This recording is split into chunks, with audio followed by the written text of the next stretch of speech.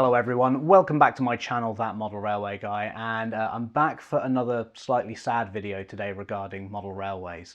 I'm not intending to make a habit of doing this, but this is about the situation regarding the David Clarke Model Railway, which I imagine by now many of you will already be aware of.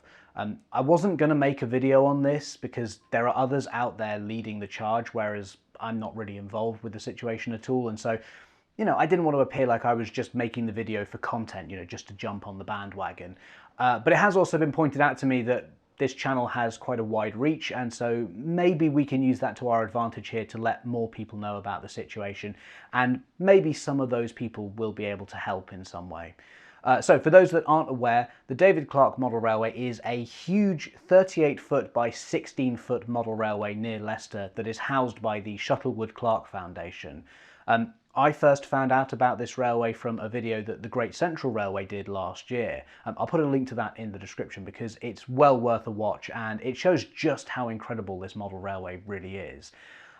David Clarke is no longer with us. He died in 2002, but I believe he was also the general manager at the GCR for a while and was the person who really spearheaded the whole double track project there. So, he's left behind an incredible legacy, and his personal model railway is another part of that. Like I said, this layout is huge, and it's a bit of a sleeping giant that no one really knows about.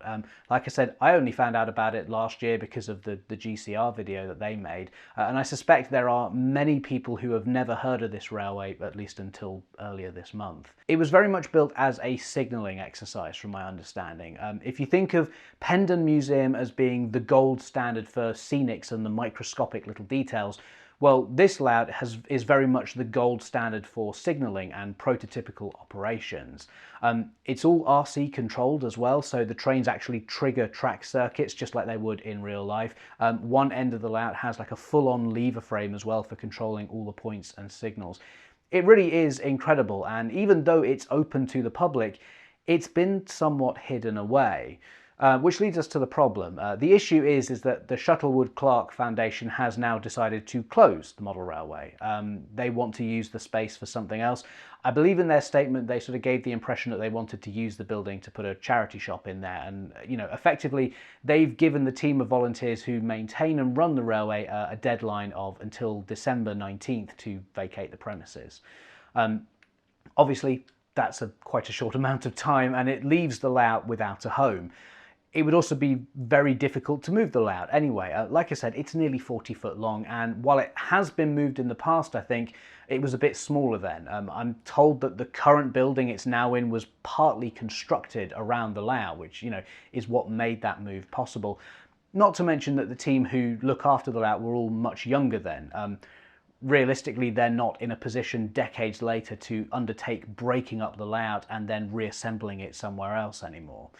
So this video is partly an appeal to anyone who might be watching this. If you feel strongly about this situation and you don't want the railway to be dismantled or lost, well, you can email the Shuttlewood Clarke Foundation with your thoughts at the address which is on screen now. I'll put a link to it down in the description as well. If you can visit the railway before it closes on the 19th of December, then please do go along, show your support. And if you can't visit, again, let the foundation know that you would like to take a trip up there, but you can't because of their enforced enclosure. I would love to be able to say that there's a group you can join whose aim is to protect the railway in this situation, but I've had a look around and I can't really find anything. There's a fair few people posting about the situation like I'm doing here, but there doesn't seem to be anyone saying, if you want to help, go here, do this, get involved with this group of people. It's not really my place to say, but from an outsider's point of view, I don't really know how to help other than suggesting you visit the railway if you can, or write an email to the foundation. If there is a group that has been set up to help out in some way like this and I've just missed it, or something like that gets set up in the future, then again, I'll add the info to the description. But really, what I want to use this video for is to speak directly to the Shuttlewood Clarke Foundation trustees, those who made the decision to close the model railway, because I get it. I understand. Running a charity is hard at the best of times, and these are hardly the best of times. I'm not going to pretend to understand all the politics that are going on behind the scenes, perhaps, and yeah, maybe putting another charity shop in that building would make more cash initially than the model railway is currently making. But I don't think you understand what a valuable asset you have. And I don't mean valuable in the sense of like a museum piece that may be worth hundreds of thousands, but all you can kind of do is look at it. But this is a model railway could bring so many new people through your doors. Most charities would absolutely kill to have a one-of-a-kind asset like this. You know, something that interests both old and young, and it fits in perfectly with your well-being and mental health aims. You know, there's also a direct built-in connection to the Great Central Railway too. That's a much bigger charity which is currently getting lots of attention due to its reunification project. There's so much potential here, and it would be such a shame to see it all go to waste. Speaking frankly, if I want to go to a charity shop, I can go down to my local high street and there's about 4 to choose from. So why would I come all the way to Leicester to go to your charity shop? But a one-of-a-kind model railway, I'd travel to see that, and I suspect there would be lots of others from around the country who also would, especially when it's near the GCR too. Yes, I know these things are easier said than done, but actually you've already got a lot of the infrastructure in place. You know, just promote the attraction properly, open it on the weekends and charge an entry fee. These initial things aren't hard to do, so make the most of the attention that you're currently getting and turn that into a positive. Beyond that, like I said, you could link up with the Great Central Railway in some way, or, you know, explore running modelling courses focused on well-being and mental health. You could even run signalling courses or have like a driver train experience around the layout. There are literally so many possibilities of ways to make this fun and interesting. People travel from all over the country just to volunteer at specific heritage railways, so maybe some might want to get involved in a historic model railway too. You could train up, if you'll pardon the pun, but you could train up the next generation to keep the layout going in the future. There is precedent for this sort of thing too. I mean, look at Pendon Museum or Beaconscott Model Village.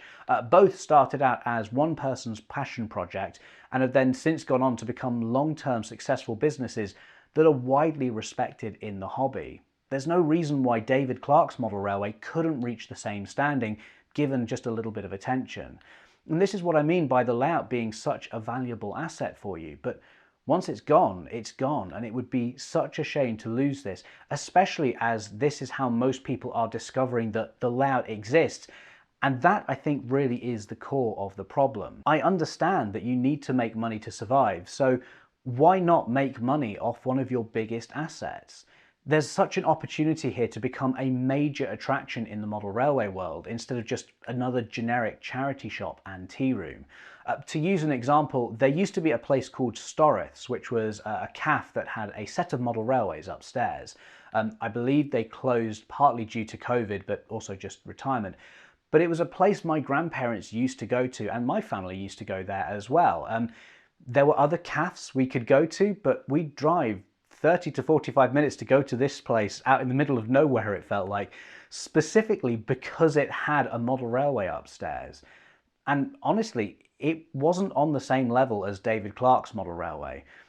Like I said, I'm not going to pretend to know everything that's going on behind the scenes, but why not consider changing your mind? There's absolutely no shame in that, especially now that you know how interested people are in this model railway.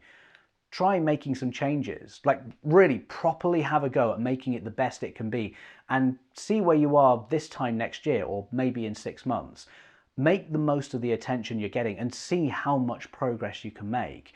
And if you're not willing to do that yourselves, then let the volunteers who are passionate about the railway have a go themselves. Let them promote the layout and have a go at turning things around themselves. Regarding the connection between model railways and your well-being and mental health too, I've done a couple of different videos on this subject. I'll put links to those in the description. But Hornby have also just commissioned a major report along the same lines too. According to your website, your aim as a charity is to support people with well-being activities. If you get rid of the model railway, then what does that say about you as a charity? How can people continue to trust you and what you claim to stand for if your course of action is to destroy the very thing that your organisation is supposedly fighting for? Especially when it's an attraction that could bring in more revenue for the charity now that people know about it. I implore you, please consider the wider implications of what you're doing here and practice what you preach. With that, I think that's where we'll leave this video for today. Just a reminder for those watching, there are links in the description where you can find out more about this model railway and how you can contact the charity yourselves if you want to. If you found this video useful, then please do consider subscribing for more model railway content. That would be very much appreciated. In the meantime though, thank you so much for watching, and I'll see you in the next video. Bye.